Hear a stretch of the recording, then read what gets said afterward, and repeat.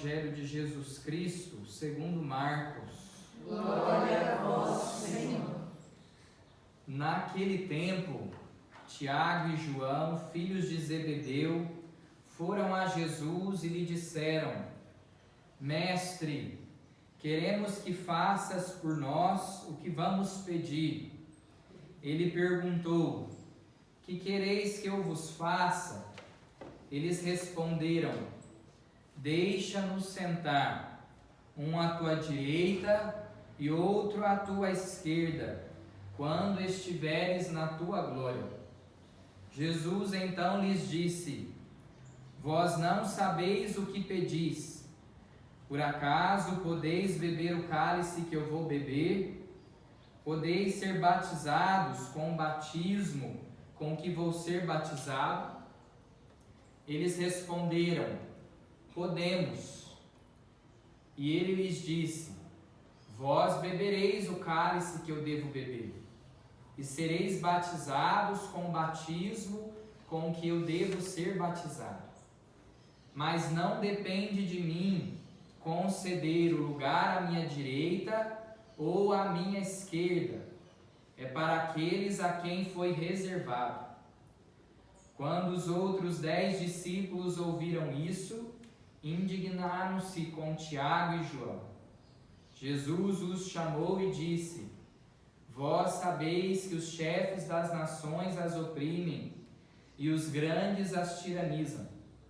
Mas entre vós não deve ser assim. Quem quiser ser grande, seja vosso servo. E quem quiser ser o primeiro, seja o escravo de todos. Porque o Filho do Homem não veio para ser servido, mas para servir e dar a sua vida como resgate para muitos. Palavra da salvação. Glória a vós, Senhor. Minhas irmãs, Padre Edson, hoje a liturgia do 29º domingo do tempo comum nos coloca diante de uma realidade. Nós estamos ouvindo o Evangelho do 10º capítulo de São Marcos. Jesus, ele acaba de anunciar, antes nós não ouvimos, pela terceira vez a sua paixão.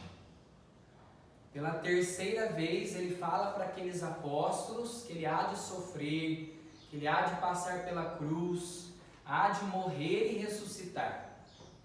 E o que percebemos com a postura desses apóstolos?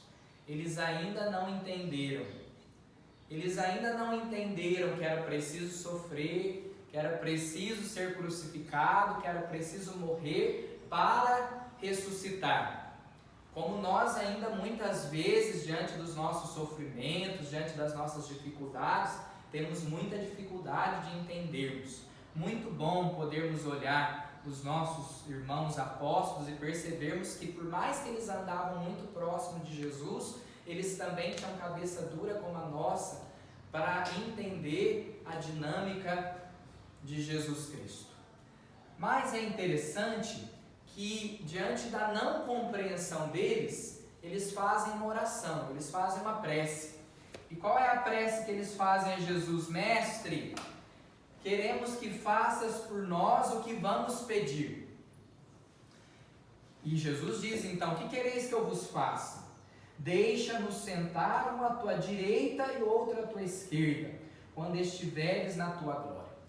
Diante da oração do Pai Nosso, porque Jesus ensinou eles a rezarem, né? Jesus ensinou como que deveria rezar. Aqui a gente percebe duas contrariedades em relação à oração do Pai Nosso. Uma delas é o seguinte: Mestre, queremos que faças por nós o que vamos pedir. Ou seja, Jesus ensina assim, né? Seja feita a vossa vontade. Seja feita a vossa vontade. E o que eles estão dizendo aqui? Jesus, faz a minha vontade. Jesus, faz do meu jeito. Eles estão querendo ensinar para Jesus o que deve se fazer. estão querendo ditar para Jesus o que deve fazer. Muitas vezes a minha, a sua oração, a nossa oração tem a mesma dinâmica da oração dos apóstolos. Quando a coisa vai ficando difícil, quando a gente não vai sabendo o que fazer, a gente quer dizer para Jesus o que tem que ser feito. E aí fica difícil rezar como Jesus nos ensinou. Senhor, que seja feita a vossa vontade, assim na terra como no céu. Porém, tem uma outra realidade na oração deles que é contrário à oração do Pai Nosso. Eles dizem, que Tiago e João pedem para os dois sentar um à direita e outro à esquerda, sendo que os outros apóstolos ficam até muito nervosos quando escutam esta oração, esse pedido dos dois. Tem um livro, que vai dizer assim, que muitas vezes a minha oração é a oração do Pai meu. Pai meu, não do Pai Nosso. Que aí é feito, eu peço para os meus interesses, para os meus interesses e para o interesse daqueles que eu gosto. Qual que era o pedido deles? Eles como irmãos, filhos do mesmo Pai. O desejo deles era que os dois sentassem uma à direita e outra à esquerda. E os outros apóstolos, olha, o que o Senhor quiser fazer com eles, o Senhor vê o que o Senhor vai fazer. Nós aqui, o Senhor resolve o nosso caso, O nosso caso, o Senhor resolve. Os outros, o Senhor vê o que o Senhor vai resolver. Isso eu acho que não acontece muito com a gente, Mas, minhas irmãs, meus irmãos, essa também é uma realidade do nosso coração. Nós também muitas vezes experimentamos essa realidade, uma oração egoísta, que pensa somente nos nossos afetos, somente naqueles que a gente ama, naqueles que a gente gosta, naqueles que pensam como a gente, naqueles que não nos contrariam, naqueles que não demonstram realidades que vão contra a nossa vontade, que vão contra o nosso pensamento, aqueles que leem na nossa cartilha, aqueles que falam amém para as nossas vontades. E aí a nossa oração cabe esses, mas muitas vezes não cabe outros que não lê da nossa cartilha, que não faz do jeito que a gente gosta. E aí Jesus vai dizer para eles, olha, vocês vão ser capazes de passar pelo martírio, de beber do meu cálice, de passar pelo batismo que eu vou passar. No final, Jesus ainda vai dizer para eles que ele veio para todos, vai morrer para todos. Minhas irmãs e meus irmãos, isso daqui é muito interessante. Por quê? Qual é a via, e aí a primeira leitura vai nos ajudar, qual é a via que ajuda a abrir o nosso coração para mais pessoas? Uma das vias, é o sofrimento. O sofrimento nos ajuda. O sofrimento vai nos dizer a primeira leitura, que por essa via de sofrimento alcançará luz e uma ciência perfeita. Pela via do sofrimento nós alcançamos uma ciência perfeita. Qual é a ciência perfeita que o Senhor quer chegar na nossa vida? O amor. Porque eu e as senhoras, eu e o Senhor, também somos chamados um dia ao martírio. Talvez não ao martírio de sangue, mas ao martírio branco, martírio de todos os dias. A darmos a nossa vida por aqueles que amamos, por aqueles que leem conosco na nossa cartilha e por aqueles que não, por aqueles que são nossos inimigos muitas vezes. Mas a via do sofrimento, quando nós passamos pelo sofrimento, nós vamos alargando o nosso coração, nós vamos percebendo que outras pessoas também sofrem, que outras pessoas também passam dificuldades. Quando nós paramos para ouvir o sofrimento dos outros, é interessante, que eu acredito que todos nós passamos por isso. Quando nós começamos o caminho de cura interior, quando nós começamos por isso, qual é um dos primeiros passos, quando a gente começa esse caminho? Entender que o nosso pai e a nossa mãe também sofreu. Para que possamos perdoar o nosso pai e a nossa mãe, é também entender que eles também sofreram, que eles também foram rejeitados, que eles também passaram por decepções, a gente chega às vezes com uma mentalidade assim, meu pai e minha mãe nunca falou para mim que me amava, meu pai e minha mãe nunca demonstrou carinho, mas aí a gente vai entendendo que meu pai e minha mãe pôs comida em casa, que meu pai e minha mãe saía para trabalhar e ficava até tarde, e esse era o jeito de falar que amava, e esse era o jeito que eles davam conta, mas isso a maturidade vai fazendo com a gente, isso vai nos abrindo, Porém entender que a vida deles também foi de sofrimento, o sofrimento vai nos abrindo ao amor, vai nos abrindo às pessoas, vai alargando o nosso coração. É uma via que vai nos garantindo a ciência perfeita.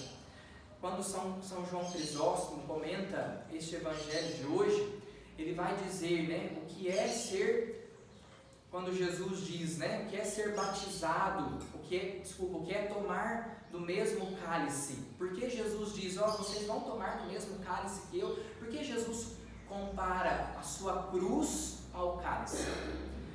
Porque, e aí é interessante, né? Porque ele diz assim, porque beber o cálice. Por que beber o cálice? Quando a gente pensa em beber, a gente pensa em algo gostoso, né? Quando você vai beber, porque você quer saciar algo, você está com sede, você quer matar a tua sede, é algo que te dá prazer. São João Crisóstomo vai dizer que a cruz é algo que dá prazer, é algo que dá prazer. Jesus está apresentando a cruz como algo que dá prazer, como algo prazeroso. E isso os santos foram entendendo. Nós estamos sendo lapidados pela graça do Espírito Santo, porque isso não é força nossa, não é mérito nosso, mas Deus vai nos lapidando para irmos entendendo que o sofrimento, que a cruz que nós vamos abraçando é algo prazeroso, porque é algo que nos converte. Talvez nós ainda não temos essa facilidade. Talvez nós ainda murmuramos, talvez nós ainda reclamamos, talvez nós ainda temos dificuldade. Mas São João Crisóstomo vai dizer que Jesus traz a imagem do cálice para que aqueles apóstolos entendessem que a cruz, quando chegasse na vida deles, era um momento de prazer, porque a cruz faria eles encontrar com Cristo, com o amado, seria um momento para a sua ressurreição, a morte como ressurreição. E aí também ele vai dizer do batismo, né? Vocês vão poder experimentar o batismo que eu vou passar. E por que essa imagem do batismo? Porque quando descemos as águas, das águas nós saímos. São João Crisóstomo vai dizer que ninguém fica nas águas. Nós somos afundados nas águas e das águas nós saímos. Ou seja, ninguém para na morte. Ninguém fica na morte. Quando nós passamos pela morte, da morte nós saímos. Esta é para isso que Jesus estava formando aqueles apóstolos, e também para isso que Jesus vai nos formando, vai nos modelando, vai nos formando, vai nos convertendo para enfrentarmos, para passarmos pela cruz e pela morte, pela cruz como algo que dá prazer, ou seja, que nos converte a nossa alma, ainda que é presa somente àqueles que nos dão, que estão muito próximos a nós, que nós ainda temos dificuldade de olhar o todo daqueles que Jesus também quer salvar. E a morte como algo que não veio para nos parar. Não paramos na morte, não vamos ficar parados na morte, mas experimentaremos a morte como um batismo. Desceremos as águas da morte e de lá sairemos, porque ressuscitaremos. E por fim, por que será possível isso? Porque na segunda leitura nós escutamos, temos um sumo sacerdote. Jesus Cristo é o nosso sumo sacerdote. Desculpa. E vai nos dizer assim a leitura: permaneçamos firmes na fé que professamos. Com efeito, temos um sumo sacerdote capaz de se compadecer de nossas fraquezas, pois ele mesmo foi provado em tudo como nós, com exceção do pecado. Minhas irmãs, meus irmãos, por que é possível passar pelo sofrimento? Por que é possível passar pela morte? Porque temos um sumo sacerdote que fez a experiência de tudo aquilo que nós fazemos. A experiência da rejeição, a experiência do abandono, a experiência da angústia, a experiência da provação, a experiência do medo, a experiência humana, só não fez a experiência do pecado. E nele nós podemos colocar todas essas nossas realidades.